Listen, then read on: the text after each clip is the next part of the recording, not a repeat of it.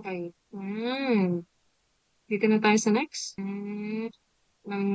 Magawa na rin tayo ng title block text style at yun ang gagamitin natin ngayon. Okay, so sige, ilalagay na tayo ng iba information dito. So tara, ang ginamit natin paper size dito ay ANSI 11.5 by 8 by 11.5 by 11 by 8.5. So start na natin.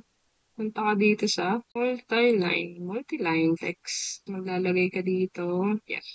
Dito dapat ka dito. Lalagay mo revisions. Tapos, click mo sa labas. So, dito sa revisions, move lang natin ng konti pa kanan. Yan, okay na yan. Tapos dito, pwede mo ilagay revision 1, revision 2. Dito naman, kung sino, revision note, date, tsaka kung sinong dito, pwede mo ilagay revision 1, 2, 3, 4, 5, 6, kung ilang revision. Dito, revision note, lagay natin revision note, enter para sa last. Punta ulit dito, multi-line. So, okay. So, tayo dito siya sa multi-line. Tapos, drag ka ng rectangle dyan. Tapos, ano ba yun? Bakit mo ulit? Revision mode. Tapos, click mo sa labas. Ay, sorry. Move mo lang ng konti. F8 para sa ortho mode. So, hindi na ako maglalagay ng ibang information dito. Sample na lang ilalagay ko. Dito na tayo sa kabila. Multi-line text ulit. Tapos, tanggal dito. Lalagay. Drawn on. Tapos, click mo sa labas. Move lang natin to. Para hindi siya makasagat sa ano. Ganyan. Tapos, copy lang natin para hindi tayo dito ng punta. So, CO, enter. Select object, enter. Tapos dito, tsaka dito, sa baba. Tapos, bakit mali? Bakit? Tapos, edit na lang natin. Drawn by. Tama ba? Tapos dito, check by. Dito, check by. Edit na lang natin to kasi mali. Bakit kasi drawn by? Check by. So, check by dito. Dito naman, pangalan ni client. So, lagyan na lang natin client. So, okay na tayo dito. Punta na tayo sa next. Dito, pwede mo lagay yung logo ng company nyo or yung sarili mong logo. So, lagyan natin. Sige, punta tayo sa multi-line type. Multi-line text. So, lagay ka na lang. Okay. So, kayo kung ano yung logo nyo. Okay. Yan. Dito na tayo sa next. So, dito na tayo sa kabila. Kopyahin lang natin to. CO, enter. Create para sa ortho mode. Delete na natin to kasi bakit natin nalagyan din. Okay, baba natin to. Dito, edit natin to ng project. Tapos dito naman, drawing. So, dito pwede maglagay ng scale, sheet number. Pwede rin.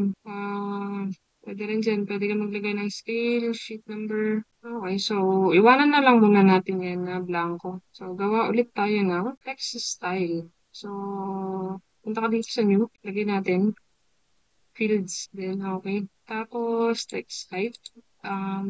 Lakayan natin. 1/8 inch. Tapos, play lang natin. Then, close. So, makagawa na tayo ng text style na bago. So, type mo FELD para sa field. Then, enter. Dito, punta tayo dito sa other. Tapos, system variable. Dito, pipiliin natin date. Hanapin natin yung date. Ito, date. Tapos na, piliin natin. Hanap tayo ng 16 July 2025. Gantong format. So, okay. Tapos, talagay natin. So, type mo lang field. Enter. Punta ka dito sa others. Tapos, system variable. Piliin mo tong date. Tapos, etong format na to, 16 July 2025. So, okay. Tapos, lagay natin dito. Nakita nyo tong shade na gray. Kaya nyo lang yan kasi kapag pinat natin yan, matatanggal siya. Magiging normal na. So, next field ulit. Enter. Dito naman, punta tayo sa document. Tapos, author. Tapos, wala tayong pipiliin dito. Kaya none. So, okay. So, lagay natin dito. So, lang natin to. Enter. Dito, field tayo ulit. Field yan.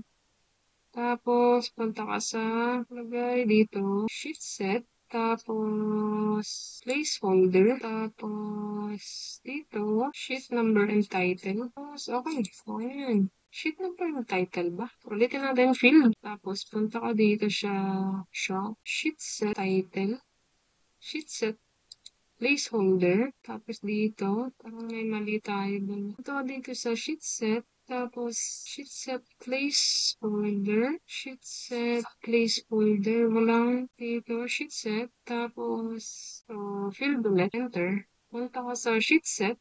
Tapos, sheet set placeholder. Tapos, lagay mo viewport scale. Tapos, use the scale name. Then, okay.